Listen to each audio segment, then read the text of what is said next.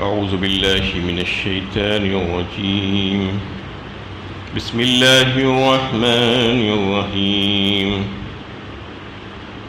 لتجدن أشد الناس عداوة للذين آمنوا اليهود والذين أشركوا ولتجدن أقربهم مودة للذين آمنوا الذين قالوا إنا نصارى ذلك بأن منهم قسيسين ورهبانا وأنهم لا يستكبرون۔ تم اہل ایمان کی عداوت میں سب سے زیادہ سخت یہود اور مشرکین کو پاؤ گے، اور اہل ایمان کی دوستی میں سب سے زیادہ قریب ان لوگوں کو پاؤ گے جو اپنے کو نصارہ کہتے ہیں۔ یہ اس لیے کہ ان میں عبادت گزار عالم اور راہب پائے جاتے ہیں اور وہ تکبر نہیں کرتے۔ سورہ مائدہ کی 82 نمبر کی آیت ہے۔ اس میں یہ بتایا جا رہا ہے کہ جو غیر مومنین ہیں اس میں سب سے زیادہ جو دشمن مسلمانوں کے ہیں وہ یہود اور مشرکین، اور جو دیگر لوگ ہیں نصارہ جو اپنے آپ کو کہتے ہیں وہ لوگ بنسبت یہودیوں کے مسلمانوں کے دوست ہیں۔ یہ کون سے نصارہ تھے جس کے بارے میں جس کی تعریف کی گئی ہے؟ یہ وہ لوگ تھے جو نزول قرآن کے زمانے میں موجود تھے، یعنی آپ صلی اللہ علیہ وسلم کے عہد مبارک میں جو خاص طور پر وہ حضرات جو سلطان نجاشی حبشہ کے اور ان کے ساتھی جو تھے ان کے عوام اور ان کے حکام، زیادہ تر لوگ اس میں ایسے پائے جاتے تھے۔ لیکن اس کا مطلب یہ نہیں کہ نصارہ یا عیسائی کیسے بھی ہوں، کیسے ہی گمراہ ہوں اور کیسے ہی سخت یعنی اسلام کے دشمن ہوں تو بھی ان کو دوست سمجھا جائے گا، ایسا نہیں۔ یہ خصوصی جماعت کے لیے کہا گیا تھا جو بڑی خدا ترس جماعت تھی اور حق و انصاف کو پہچاننے والی جماعت تھی۔ ان کی خصوصیت اللہ تعالیٰ نے خود آیت میں بیان فرما دی، ذَلِكَ بِأَنَّ مِنْهُمْ قِسِّيسِينَ وَرُهْبَانًا وَأَنَّهُمْ لَا يَسْتَكْبِرُونَ۔ یہ وہ لوگ تھے جو علم دوست تھے، عالم تھے اس میں، اور اس میں راہب تھے، اس میں درویش تھے، اور اس میں جو ہے تارک الدنیا قسم کے جو لوگ تھے وہ، اور پھر وہ استکبار نہیں کرتے تھے، تکبر نہیں کرتے تھے۔ مطلب یہ ہے کہ وہ زاہد و عالم اور جو اس قسم کے جو لوگ تھے تارک الدنیا اور راہب، ان کا معاملہ تو بالکل ایسا تھا کہ ان کے پاس غرور نفس نام کی کوئی چیز نہیں تھی، بلکہ حق جب ان کے سامنے واضح ہو جاتا تو اس کو ٹھکراتے نہیں بلکہ قبول کرتے تھے۔ کیونکہ جس کے پاس تکبر ہوتا ہے، جو اپنی بڑائی چاہتا ہے، وہ حق کے آنے کے باوجود بھی اس کو قبول نہیں کرتا۔ لیکن یہ حضرات کی تعریف اللہ تعالیٰ نے ان وجوہات کی بنا پر کی ہے کہ یہ لوگ حق کو قبول کرنے والے حق پرست لوگ تھے۔ لیکن اس کے علاوہ بھی بہت سے ایسے عیسائی اور نصارہ گزرے ہیں جو اسلام دشمنی میں اتنے آگے نکل گئے کہ آپ اندازہ کر سکتے ہیں اس کے بارے میں کہ جنہوں نے اسلام اور مسلم دشمنی کا ثبوت جو دیا وہ اندلس کے واقعات اور پھر یعنی کئی ایک صلیبی جنگیں جو لڑی گئی ہے۔ صلیبی جنگوں میں ہزاروں لاکھوں کی تعداد میں مسلمان شہید کیے گئے۔ یہ وہی نصارہ، وہی مسیحی تھے جو اپنے آپ کو نصارہ کہنے والے لوگ تھے، جنہوں نے مسلمانوں کے ساتھ حد سے زیادہ دشمنی کا برتاؤ کیا اور ان کے ساتھ کئی ایک جنگیں لڑی، اور پھر ان کے تعلق سے یہ بات نہیں ہے۔ اور دیگر بھی جو موجودہ زمانے کے جو مسیحی،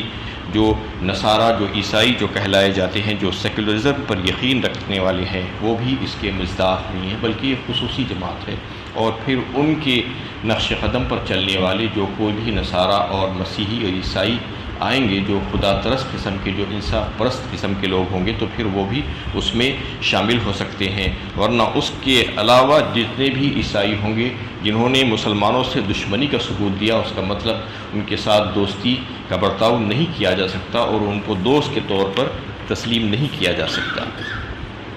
وَإِذَا سَمِعُوا مَا أُنزِلَ إِلَى الرَّسُولِ تَرَىٰ أَعْيُنَهُمْ تَفِيضُ مِنَ الدَّمْعِ مِمَّا عَرَفُوا مِنَ الْحَقِّ يَقُولُونَ رَبَّنَا آمَنَّا فَاكْتُبْنَا مَعَ الشَّاهِدِينَ۔ اور جب وہ اس کلام کو سنتے ہیں تو جو رسول پر نازل ہوا ہے تو تم دیکھتی ہو کہ حق کو پہچان لینے کی وجہ سے ان کی آنکھوں سے آنسو جاری ہو جاتے ہیں، وہ بول اٹھتے ہیں کہ اے ہمارے رب، ہم ایمان لائے تو ہمیں گواہی دینے والوں میں لکھ لے۔ یہ وہی حضرات کا تذکرہ اللہ تعالیٰ ان کی تعریف بیان فرما رہے ہیں۔ اور اس کے تعلق سے جب سب سے پہلی اسلام کی جو ہجرت ہوئی حبشہ کی طرف، اس کا واقعہ بھی اسی سے متعلق ہے کہ جب مسلمانوں کے اوپر ظلم و ستم کے پہاڑ توڑے جانے لگے مکے کے مشرکین کی جانب سے شروع اسلام ہی میں، تو آپ صلی اللہ علیہ وسلم نے مسلمانوں کو یہ مشورہ دیا کہ میں نے سنا ہے کہ حبشے کا جو بادشاہ ہے وہ جو ہے بہت انصاف پسند بادشاہ ہے، وہ نہ خود کسی پر ظلم کرتا ہے اور نہ دوسروں کو اس پر کسی پر ظلم کرنے دیتا ہے، اور میرا خیال ہے کہ تم لوگ وہاں پر ہجرت کر جاؤ۔ یہ آپ صلی اللہ علیہ وسلم کا مشورہ تھا۔ تو سب سے پہلی اسلام کی جو ہجرت ہوئی وہ حبشہ کی طرف ہوئی، مدینے کی طرف نہیں۔ مدینے کی جو ہجرت ہوئی وہ بعد کی ہجرت تھی، یعنی عہد نبوی میں جو ہے جو نبوت کے جو 5واں سال تھا اسی وقت پہلی ہجرت ہوئی، جس میں 11 حضرات نے ہجرت فرمائی حبشے کی طرف، جس میں حضرت عثمان غنی رضی اللہ تعالیٰ عنہ اور آپ کی اہلیہ جو حضرت صلی اللہ علیہ وسلم کی صاحبزادی بھی تھی جو حضرت رقیہ،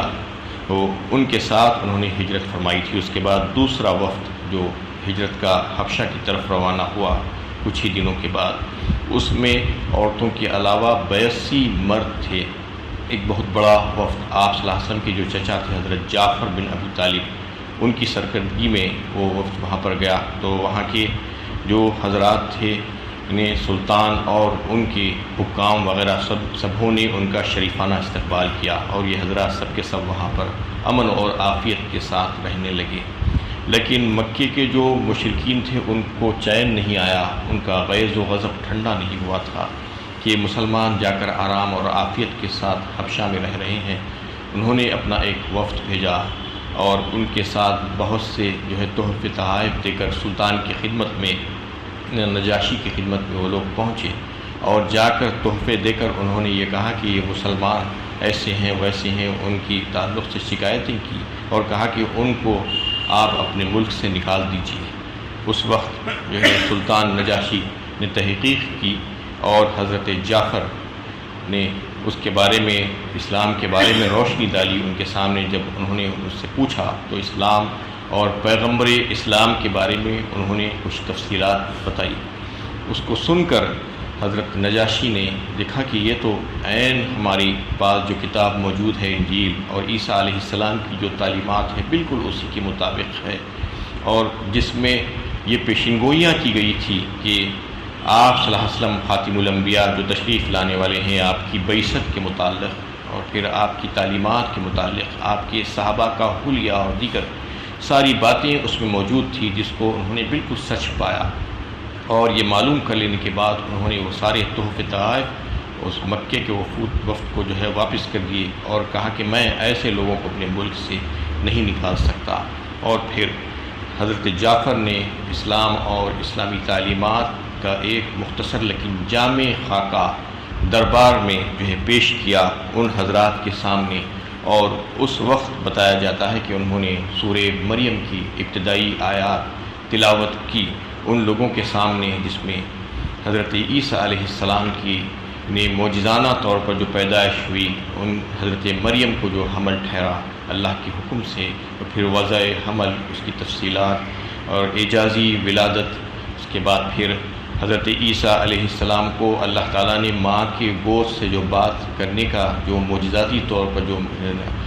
قوت عطا فرمائی تھی، اس کا تذکرہ، وہ ساری باتیں ان لوگوں کے سامنے سورہ مریم پڑھ کر سنائی گئی۔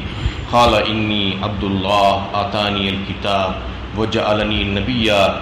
وجعلنی مبارکا اینما کنت واوصانی بالصلاۃ والزکاۃ ما دمت حیا وبرا بوالدتی ولم یکن جبارا شقیا والسلام علی یوم ولدت ویوم اموت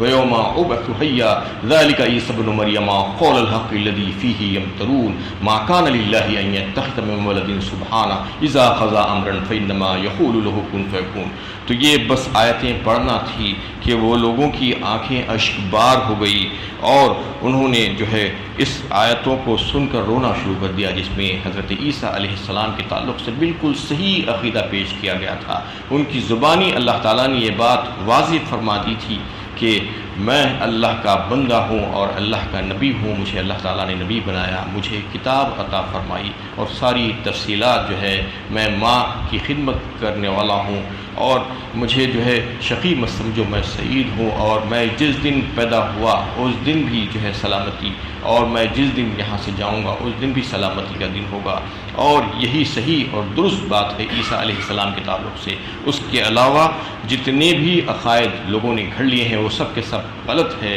اور یہ بات بالکل غلط ہے کہ اللہ تعالیٰ نے اپنے لیے کوئی بیٹا تجویز کیا ہے۔ یہ سارے جو باطل عقائد عیسائیوں کے تھے اس میں جو ہے اس کی تردید کی گئی ہے سورہ مریم میں۔ تو اس کی ابتدائی آیتیں جب انہوں نے پڑھی تو کلام الہی کی تاثیر سے وہ لوگ دہل گئے، اور یہاں تک کہ انہیں اتنا رونے لگے حضرت نجاشی کہ ان کی داڑھی تر ہو گئی، اور دربار میں موجود جتنے بھی لوگ تھے وہ سب کے سب رو پڑے۔ یہ واقعہ جو ہے اس وقت پیش آیا تھا جب جو ہے یہ آیتیں نازل نہیں ہوئی تھی، 5 نبوی کا زمانہ تھا وہ۔ اس کے بعد پھر یہ آیتیں نازل ہوئی، مدینے میں مدنی صورت ہے، تو اس میں بھی جو ہے یہی بات بتائی گئی۔ اور پھر جب یہ سارے واقعات پیش آ گئے اور وہ حضرات وہاں پر قیام کرنے لگے تو ان کی برکت سے لوگوں میں یہ بات اسلام اور اسلامی تعلیمات کی عام ہوئی، اور اس کی وجہ سے اسلام کے تعلق سے محبت اور حضرت صلی اللہ علیہ وسلم کی عظمت ان کے دلوں میں بیٹھی۔ اور جب وہ لوگوں کو یہ پتہ چلا کہ نبی کریم صلی اللہ علیہ وسلم مدینہ طیبہ ہجرت کر کے تشریف لا لیے ہیں، اور ان کے ساتھ جو ان کے رفقائے کار ہیں جو صحابہ کرام وہ بھی بڑے مطمئن ہیں، اطمینان کے ساتھ مدینہ میں زندگی گزار رہے ہیں، تو یہ حضرات جو حبشہ ہجرت کر کے گئے تھے انہوں نے بھی عزم کیا کہ اب ہم واپس مدینہ جائیں گے۔ تو اس وقت حبشہ کے جو سلطان تھے انہوں نے ایک وفد بنایا جو ان کے ہم مذہب عیسائیوں کا تھا، تقریباً 70 لوگوں پر مشتمل تھا، 62 لوگ حبشہ کے تھے اور 8 لوگ ملک شام کے تھے۔ اس کو انہوں نے جو ہے ان مسلمانوں کے ساتھ بھیجا جو وہاں پر جا کر اپنے راہبانہ لباس میں، درویشانہ لباس میں رسالت معاب میں جو ہے حاضر ہوئے، اور وہاں پر آپ صلی اللہ علیہ وسلم کی خدمت اقدس میں گئے تو آپ صلی اللہ علیہ وسلم نے ان کو سورہ یاسین پڑھ کر سنایا۔ جو اس کے تعلق سے یہ بھی آتا ہے کہ یہ آیت جو ہے ان حضرات کے لیے بھی ہے کہ جب وہ لوگوں نے سورہ یاسین آپ صلی اللہ علیہ وسلم کی زبان سے سنا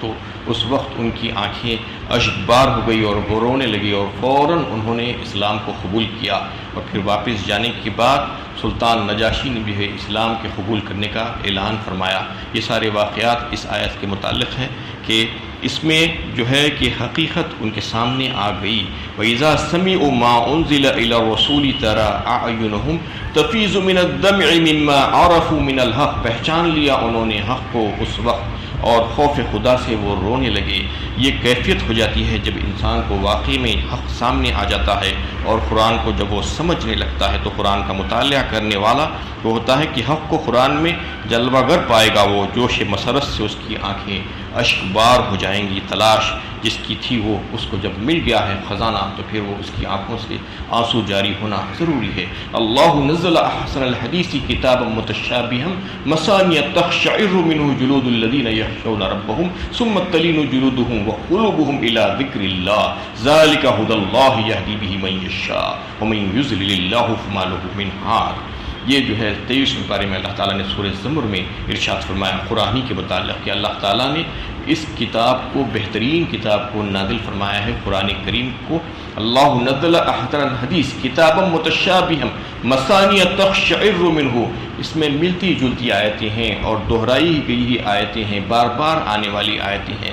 اور جو اپنے رب کا خوف رکھنے والا ہے اس کے رونگٹے کھڑے کر دینے والی ہے۔ اور پھر اس کو جب وہ پڑھنا شروع کرتا ہے تو پھر اس کے جسم اور اس کے قلب کی کیفیت ہی بدل جاتی ہے، اس میں نرمی پیدا ہو جاتی ہے۔ یہ کیفیت ہونی چاہیے آج، کیونکہ ہم جو قرآن پڑھتے ہیں وہ تو بالکل ایسے ہی پڑھ لیتے ہیں بغیر سمجھے کہ قرآن ہدایت کی غرض سے پیش کیا گیا ہے۔ یہ ہدایت ہے اس میں، اور جو کوئی ہدایت کی غرض سے اس کو سمجھنے کی کوشش کرے گا تو پھر اس کا دل و دماغ ایسا ہی ہو جائے گا، اس کے جسم میں نرمی اور اس کے قلب میں نرمی پیدا ہو جائے گی، اس کی سختی جو تھی وہ ختم ہو جائے گی، اور اس کو رونگٹے کھڑے کر دینے والا یہ کلام ہوگا۔ جب وہ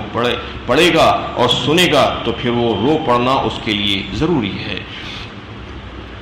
یقولون ربنا آمنا فاکتبنا مع الشاہدین، جب وہ سمجھ گئے کہ واقعی میں یہ حق ہے تو بول اٹھے کہ اے ہمارے رب ہم ایمان لائے، تو ہمیں گواہی دینے والوں میں لکھ لے۔